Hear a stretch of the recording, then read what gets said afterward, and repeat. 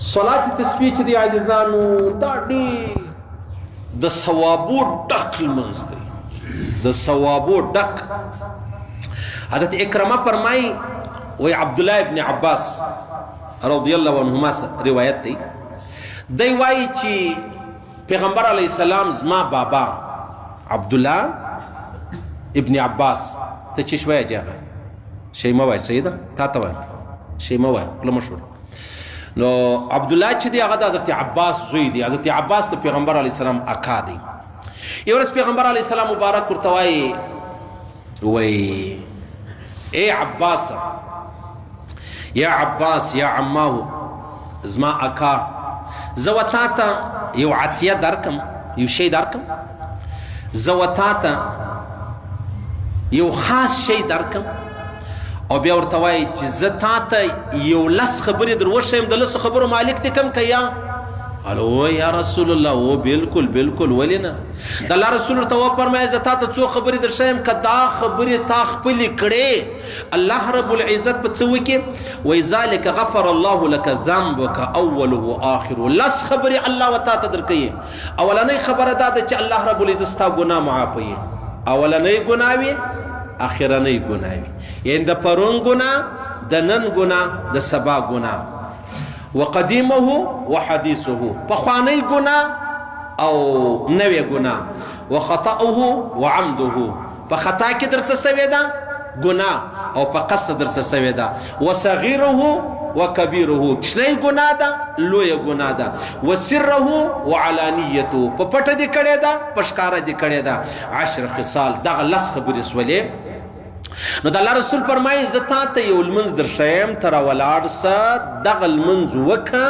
په دغه لمانځه کې الله رب العزت و تا ته دا تورې در کوي ستا اولنۍ ګناه، ستا اخرنۍ ګناه، ستا نوي ګناه، ستا زړې ګناه، ستا په قصده ګناه، ستا خطا ګناه، ستا په ښکاره ګناه، ستا په پټه ګناه. لس خبرې دي الله رب العزت و تا ته در معافوي خالص په 4 رکعات لمانځه باندې. خالص په 4 رکعات لمانځه باندې. هغه کوم لمونځ دی؟ هغه صلات تسبیح چې دی هغه بلل کیږي. نو پیغمبر علیه الصلاة والسلام مبارک فرمایي وایي راولاړ سه کوشش وکړه چې هر ورځ دغه لمونځ چې دی هغه کوه. که هر ورځ نه په هفته کې کوه، که هفته نه په میاشته کې کوه، که په میاشت کې نه په کال کې کوه، که په کال کې نه په عمر کې یو واره دا لمونځ خامخا وکړه. په عمر کې دا لمونځ یو واره خامخا وکړئ. هغه کوم لمونځ دی؟ هغه دا لمونځ دی چې ته راولاړ سه د الله رسول فرمایي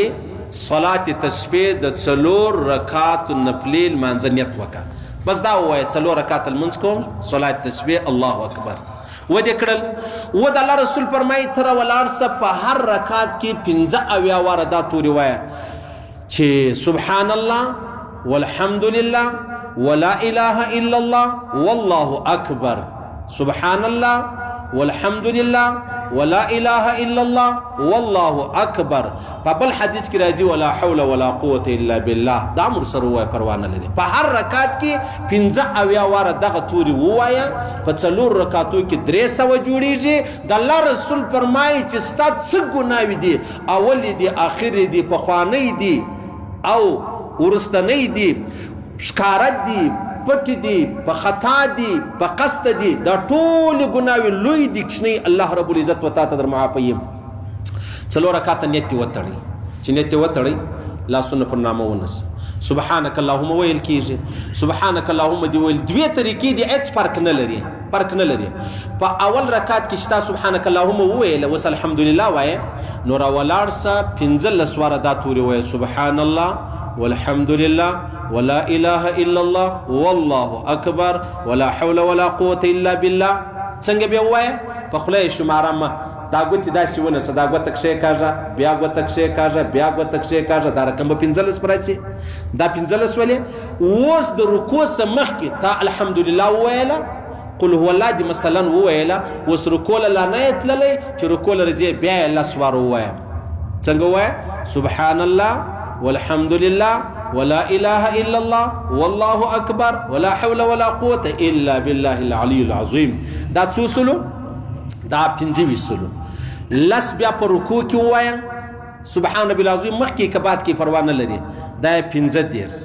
بیا چې د رکوع سره پورته سولې سمع الله لمن حمده ربنا ولک الحمد وای اوس بیا الله سواره دغه کلمې وای دا یې 45 بیا ولاړ سه سجدې لره په سجده کې بیا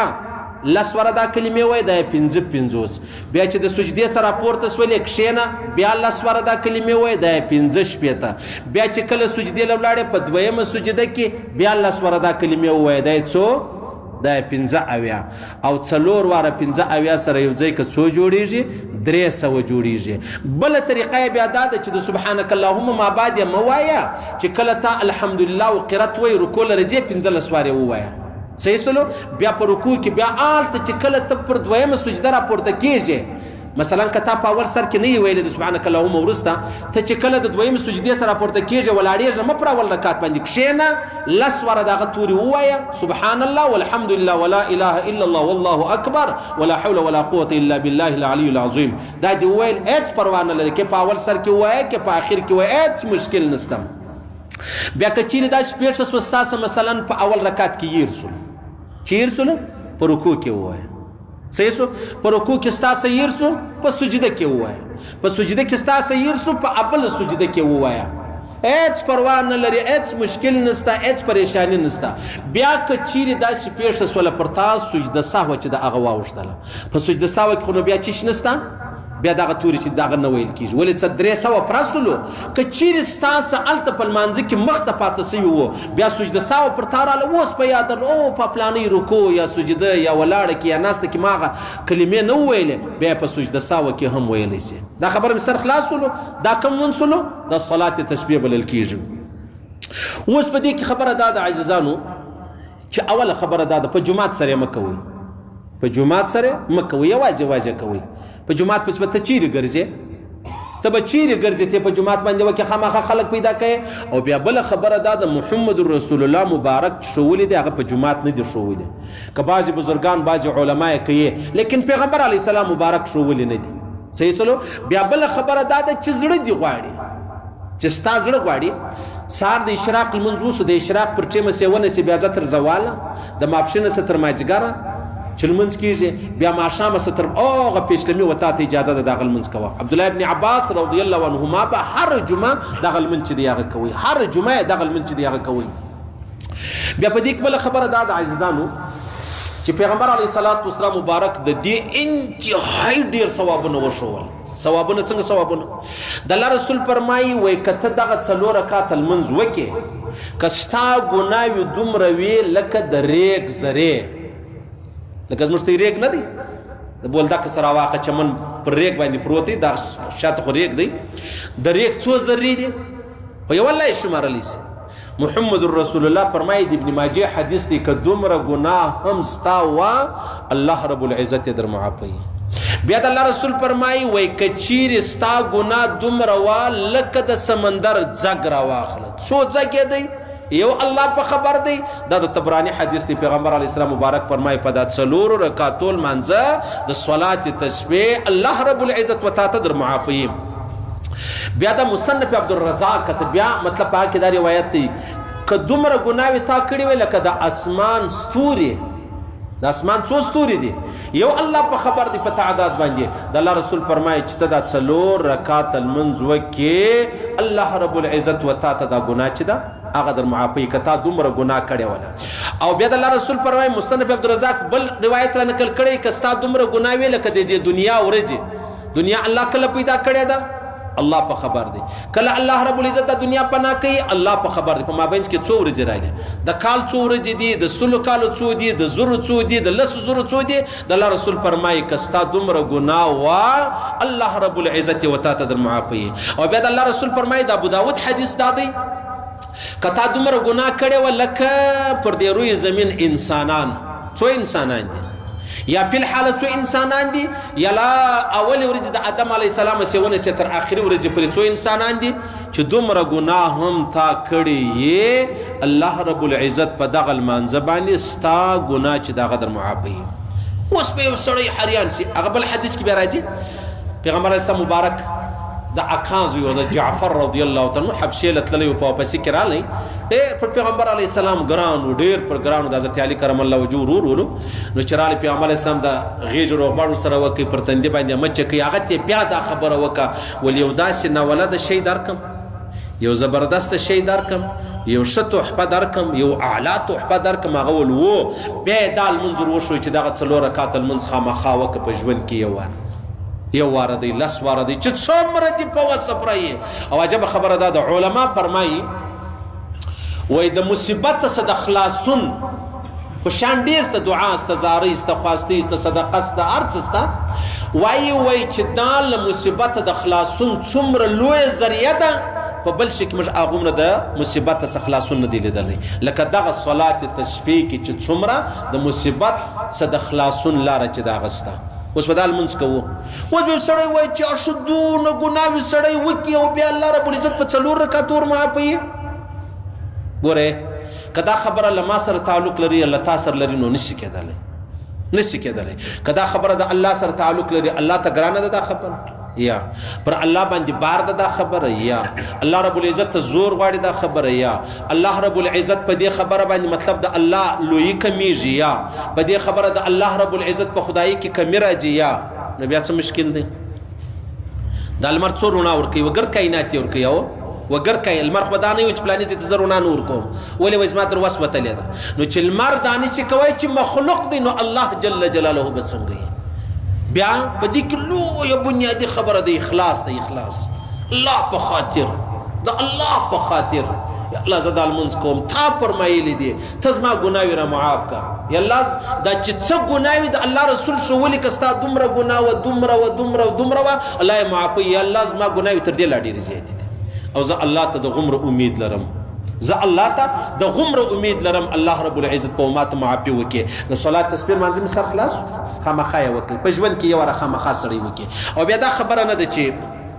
پلانۍ صورت په پکې وایه پلانۍ هېڅ صورت نه غواړي چې ستا خوښه وه هغه چې دی هغه پکې ووایه او بیا بله خبره دا ده چې اوقات مکروهه کله د سهار لمانځه سې ونیسې د لمر ختو تر شراک پر بیا نه کوي بیا د زوال پر ټیم باندې بیا نه کوي بیا چې لمر پرېوځي یعنې د مازدیګر لمانځه باید بیا نه کوي نور بالکل تا ته اجازه ده هر وخت یې کولی سي او خامخا بیا کوئ دا ستۍ د کولو د وجې الله رب العزت بیا ما ته معافي کوي ستۍ د کولو د وجې الله ما ته معافي کوي ځکه چې دا تورې ما تا ته در وښوئ چې څومره اجرونه الله تا ته درکوي د غومره اجرونه الله ما ته راکوي په دې خبره خو ډېر خوشحاله سوسته و دا خبره چې ما وکړه اوس نو ته راولاړ څه تیم یو چا تر ورشئ چې بیا هغه لمونځ وکړي الله به تا ته هم دغونه اجرونه درکړي دا خو پټه خبره نه وي دی خبره خو نه یې درته کړې چې خالي زما د میراب په سر تعلق لري چې او مولوي صاحب تا دونه ثوابونه وګټل ته هم راولاړ څه د هغه کار وکړه چا ته ور زده کړه ته به هم د غومره ثوابونه چې دي هغه وګټې بیا بله خبره دا ده کله کله د انسان صفقت لساني بلل کېږي ما پرون ابلز بیان کې ویل مال عبدالله او قاسم دا د بیبي فاطمه اولاده ده یعنی فاطمه د خدیجه الکبرا دا نو میسجور انا مولوی صاحب غلطی دی وکړه انو جر د خپل غلطی اصلاح وک از الظالم خدای استغفر چې زه تا ته خدیجه الکبرا در شایم چې زه تا ته بیبي زینب در شایم زه تا ته بیبي رقیه در شایم زه تا ته ام کلثوم در شایم زه تا ته بیبي فاطمه در شایم زه تا ته د پیغمبر اسلام اولاد در شایم زما په دې سر نه خلاصیږي ته ولې نو چې دا څه کیسه ده دا اوس خبره ده یو سړی بلپ لګوي 3 بټنان دي فکر یې نه ول دا بل بټن وي ته څه چم کوې دا اوس خبره ده په دا خبرو پسې مه ځئ سید انسان دی کله کله به موږ فکر کومه خواته نو خبره وسوله دا ما نه کوله دا خبره دا دستۍ میسجان ما وکتل هله مولوي صاحب نو خطا دي وکړه د خپلې خطا اصلاح وکړه الظالم څه عشان ما یو نیم سل خبرې درته وکړې یو سل نه څلوېښت مې شی خبرې درته وکړې یوه خبره له ما غلطي وسوله غلطي دا نه معنی چې ما په قصده وکړو وسوه چې له ما غلطي وسوه یو خو هغه یې یو دا دې زما فکر نه دی ورته سوی نو دا ښکاره خبره ده دا خو نو پټه خبره نه ده نو هغه یو سل نه څلوېښت خبرې دې ګردې زده کړې له پاته دا یوه خبره سوله ته زما اصلاح کوې که زه ستا ده کوم او مرته په دې سر نه چې مولوي صاحب مرته خبر راشي دا ته خو نه چې زه مولوي صاحب ته خبر وروښیم نه مې دې کړی نو دا خبره په یاد لرئ خیر الله دې وکړي دا لمونځ دې الله موږ ته رانصیب کړي الله دې رانصیب کړي او ډېر ښه خوند کوي الله ډېر مهربانه ذات دی تر دې په کربها درجې